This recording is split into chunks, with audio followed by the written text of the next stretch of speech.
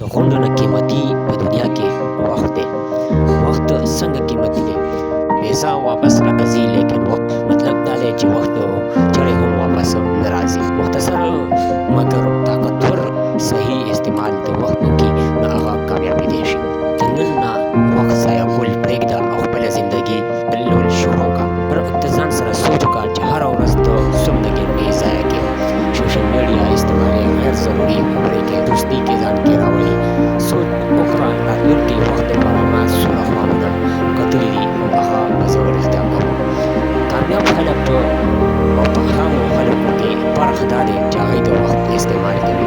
اگر کوم د Elon Musk ته وګورو هغه هر ورځ د میلیونونو حساب کوي، د کیمپو نه کوي او د ورځو حساب کوي. د میلیون د وخت داسې قدر کوي لکه د سرو په شان.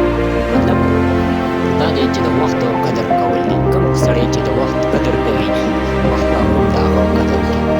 تاسو ته ښه پته ده چې وخت کله هم واپس نشي راغلی.